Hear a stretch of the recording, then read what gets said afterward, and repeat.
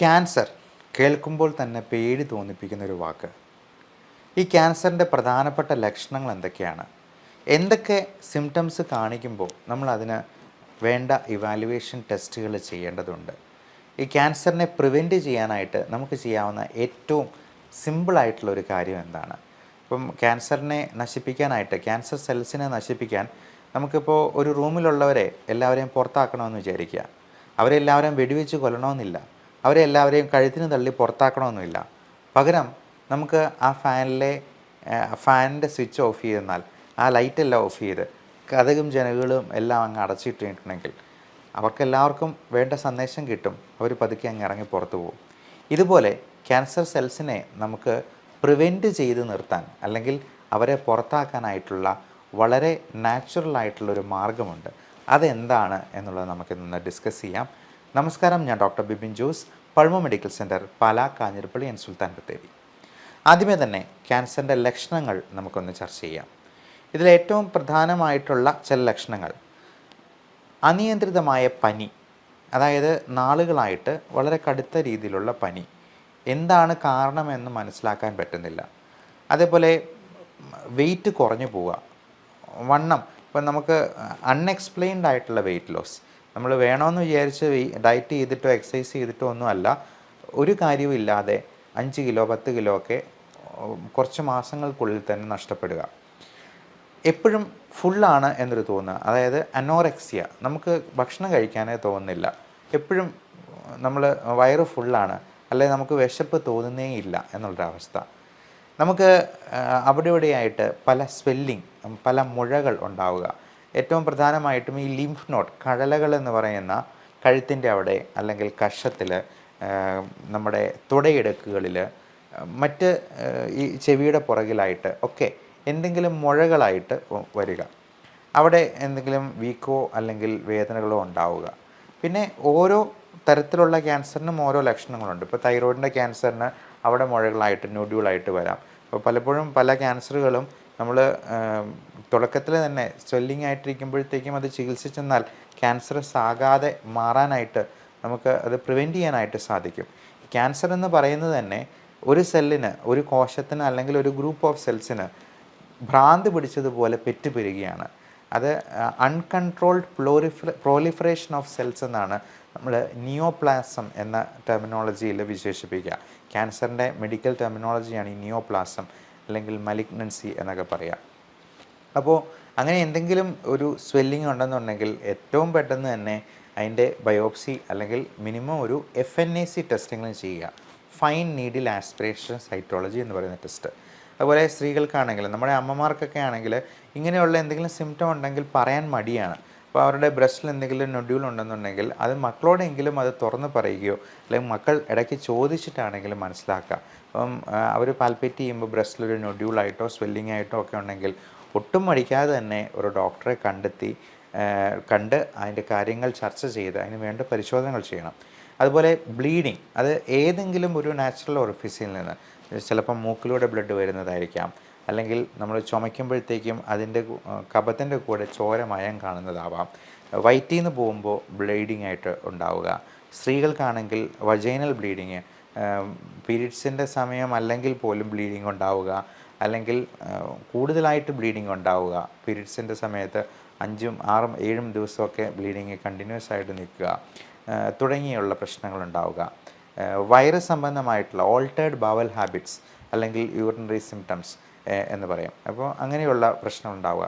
യൂട്രസിൻ്റെ, അല്ലെങ്കിൽ endometrial cancer, അല്ലെങ്കിൽ ovarian cancer, CA cervix, ഇതിനെല്ലാം പലതരത്തിലുള്ള ലക്ഷണങ്ങളാണ്. അപ്പോൾ നമുക്ക് ഇത്തരത്തിലുള്ള ലക്ഷണങ്ങൾ എന്ത് കണ്ടെന്നാലും നിങ്ങൾക്ക് ഒരു സുഹൃത്തിനെ പോലെ സംസാരിക്കാവുന്ന ഒരു ഡോക്ടറിനെ കണ്ടെത്തി അതിന് വേണ്ട ഇവാലുവേഷൻ ചെയ്യേണ്ടത് വളരെ വളരെ അത്യാവശ്യമാണ്. അപ്പോൾ പലപ്പോഴും നമ്മൾ ഏറ്റവും പ്രാഥമികമായിട്ടുള്ള പരിശോധനകൾക്കൊന്നും വലിയ പൈസയാകുന്നതല്ല. അപ്പോൾ ഒരു അൾട്രാസൗണ്ട് സ്കാൻ ചെയ്യാനായിട്ട് കൂടിപ്പോയെന്നാൽ 800 രൂപയാവത്തുള്ളൂ.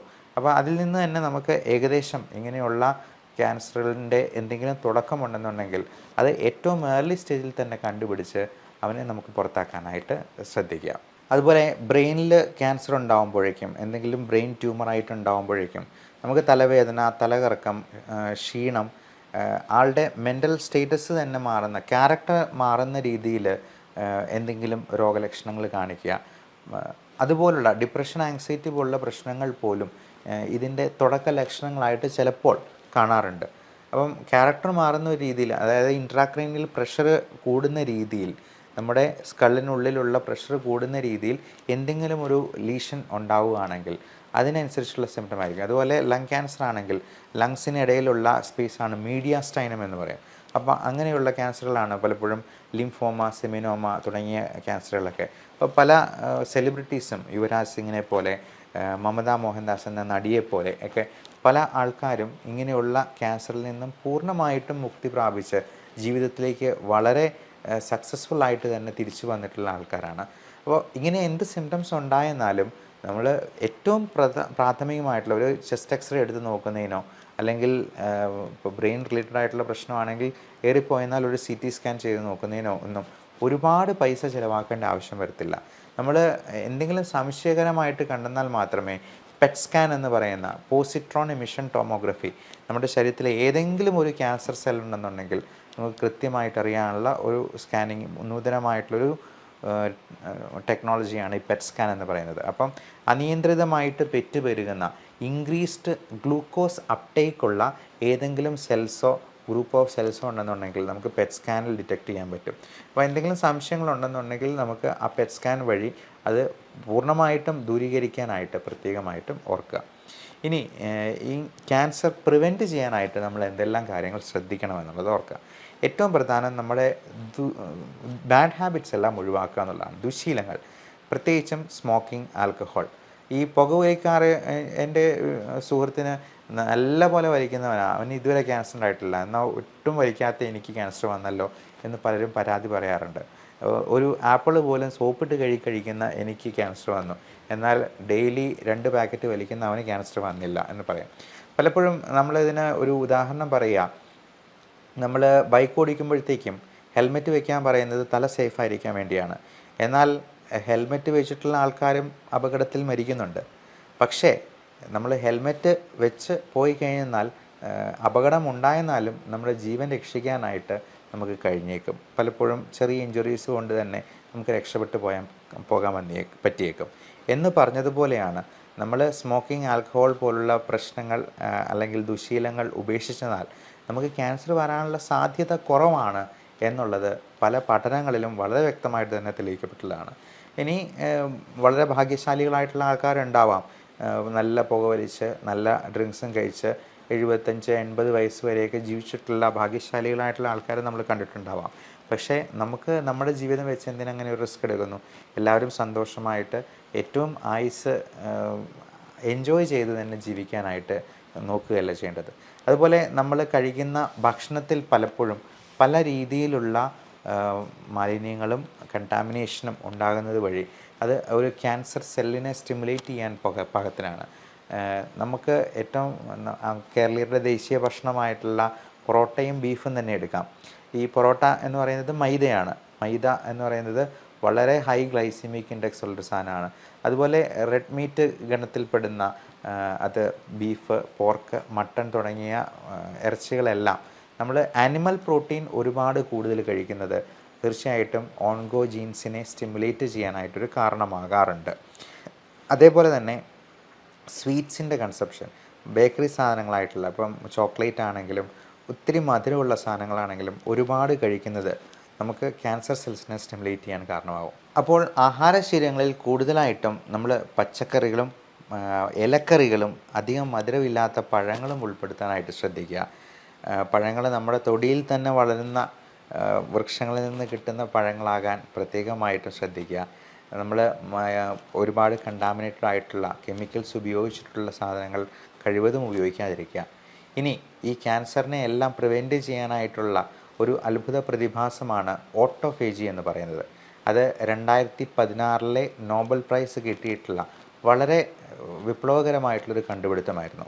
യാഷിനോറി ഓസുമി എന്ന് പറയുന്ന ജാപ്പനീസ് ശാസ്ത്രജ്ഞൻ, അദ്ദേഹത്തിന് ഫിസിയോളജി ഓഫ് മെഡിസിനിൽ നോബൽ പ്രൈസ് 2016 ഏതാണ്ട് 6-7 വർഷങ്ങൾക്ക് മുൻപ് കിട്ടിയിരിക്കുന്ന വളരെ വിപ്ലവകരമായിട്ടുള്ള ഈ കണ്ടുപിടുത്തത്തിന് ഓട്ടോഫേജി എന്നാണ് പേര് പറയുക. ഓട്ടോഫേജി എന്ന് പറഞ്ഞാൽ മറ്റൊന്നുമല്ല, നമ്മുടെ സെൽസിനെ, ക്യാൻസർ സെൽസിനെ നമ്മുടെ തന്നെ കോശങ്ങൾ തന്നെ കാർന്ന് തിന്നുന്ന ഒരവസ്ഥ. അതായത് അവരെ സ്റ്റാർവ് ചെയ്ത് അവരെ പട്ടിണിക്കിട്ട് കൊല്ലുക എന്നുള്ളത്.